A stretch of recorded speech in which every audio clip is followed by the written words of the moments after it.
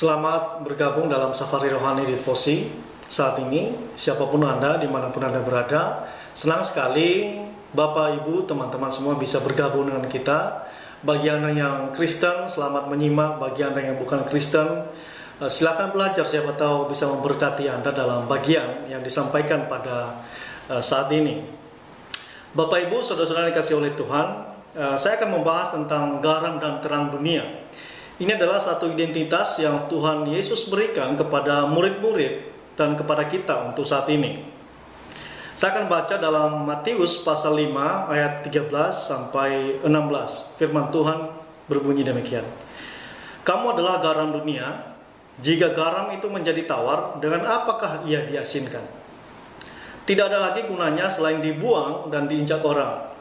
Kamu adalah terang dunia. Kota yang terletak di atas gunung tidak mungkin tersembunyi. Lagi pula orang tidak menyalakan pelita lalu meletakkannya di bawah gantang, melainkan di atas kaki dian sehingga menerangi semua orang di dalam rumah itu. Demikianlah hendaknya terangmu bercahaya di depan orang, supaya mereka melihat perbuatanmu yang baik dan memuliakan Bapamu yang di sorga. Bapak, Ibu, saudara kasih oleh Tuhan, bagian ini kita sudah sering dengar bahwa ini salah satu identitas kita yang unik dibandingkan dengan orang lain. Lalu apa maksudnya? Pada bagian ini, posisi Matius pasal 13 ayat 16 sampai 16 ini cukup menarik untuk diperhatikan. Kenapa? Karena teks ini muncul sesudah Tuhan Yesus membicarakan tentang penganiayaan di pasal 5 ayat 10 sampai 12. Dengan kata lain, situasi yang sedang dipikirkan bukanlah situasi yang aman, nyaman, tetapi situasi yang tidak mudah dan tidak nyaman untuk didengarkan. Ada resiko yang akan sedang menanti kita dalam kehidupan ini.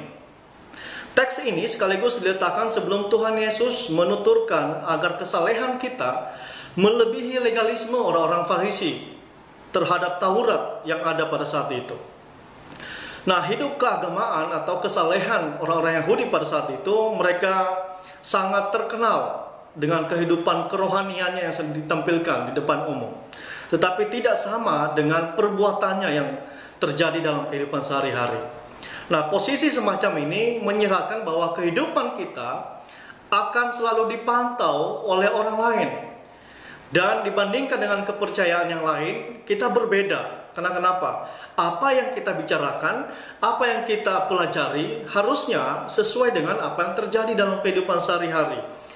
Kita tidak diperintahkan untuk menyamai, melainkan melebihi mereka, orang-orang Taurat, ahli Taurat pada umumnya, melebihi mereka dalam hal kesalehan, bukan dalam hal pamer-pamer, hal-hal keagamaan, tetapi tentang hal kehidupan nyata.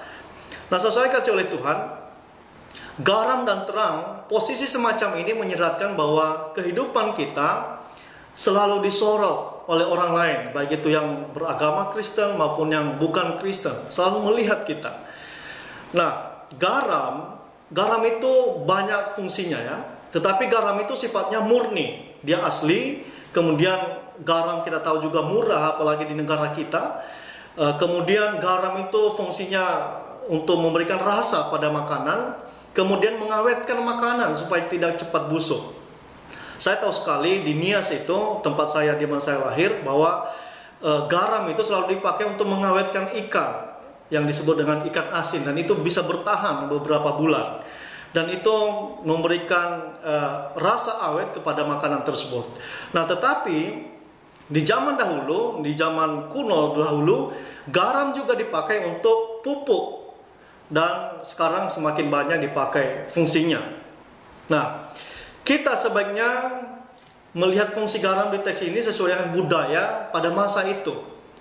Orang-orang Yahudi biasanya menggunakan garam untuk dua keperluan. Yang pertama, mengawetkan dan memberi rasa pada makanan. Jika ini benar, maka dunia diasumsikan sedang berada dalam keadaan yang mendekati kebusukan dan ketawaran. Kejahatan ada di mana-mana, ketidakpedulian merajalela. Di tengah situasi semacam ini, kita terpanggil untuk menunjukkan jati diri kita sebagai pengikut Kristus. Kita mempertahankan apa yang baik dan mencegahnya supaya tidak terjadi kebusukan. Kita memberi rasa enak pada dunia ini, pada tempat di mana kita kerja. Kita mungkin menjadi orang yang berbeda dalam mengambil keputusan. Mungkin orang lain mulai tidak jujur dengan keuangan, kita sebagai anak Tuhan kita mulai jujur dengan keuangan. Mungkin dalam hal yang lain orang mulai tidak jujur lagi, mereka berbohong, tapi kita sebagai anak Tuhan mencoba untuk mengambil haluan yang berbeda karena kita sudah diajarkan oleh Kristus.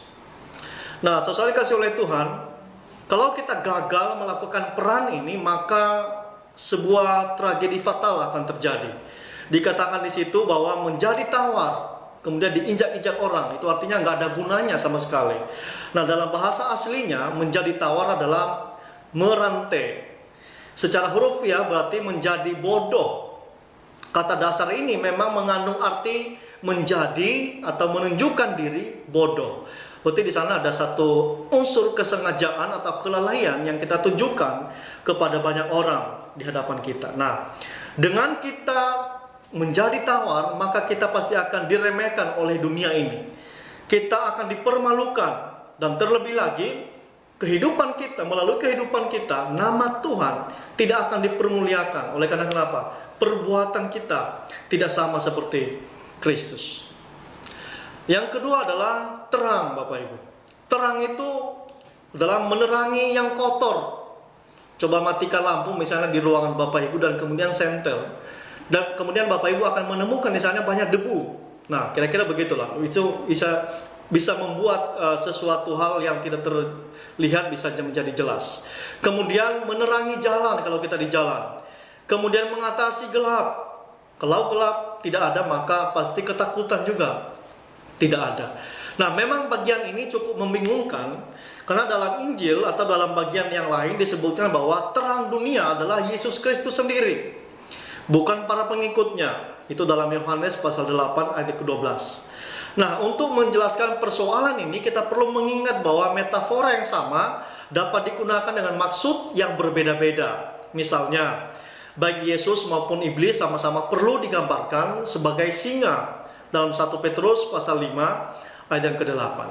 Nah, solusi lain dalam memandang istilah terang ini adalah para pengikut Kristus adalah cerminan terang Kristus sendiri. Kita adalah terang dunia, atau kita adalah terang kecil yang terpancar dari sumber cahaya, sumber terang yang sebenarnya adalah Yesus Kristus. Nah, Bapak Ibu saudara kasih oleh Tuhan, sebagai terang dunia, kita terpanggil untuk memainkan peranan di tengah dunia ini. Meminjam ungkapan Paulus, identitas sebagai terang dimaksudkan supaya kamu tidak beraib dan tidak bernoda, sebagai anak-anak Allah yang tidak bercela di tengah-tengah angkatan yang bengkok hatinya dan yang sesat ini, sehingga kamu bercahaya di antara mereka seperti bintang-bintang di dunia ini. Nah, saudara kasih oleh Tuhan, kegelapan dunia bukan untuk diratapi dan didoakan saja. Kita terpanggil untuk mengalahkan kegelapan dengan kesalehan hidup, dengan ketidakpura-puraan, dengan kehidupan kita yang nyata, memiliki integritas, menunjukkan kita berbeda dengan orang lain. Pastikan bahwa kehadiran kita membawa terang di sekitar kita, di keluarga kita, di dalam pertemanan kita, dalam komunitas kita, dimanapun kita berada. Sehingga dengan begini, dunia kekristenan akan mendapatkan pujian yang luar biasa, karena kita sudah memberikan contoh yang baik menjadi garam dan terang dalam kehidupan ini. Kiranya firman Tuhan ini bisa memberkati kita, dan Bapak Ibu Saudara semua menjadi terang dan garam dimanapun Anda berada. Tuhan Yesus memberkati kita semua.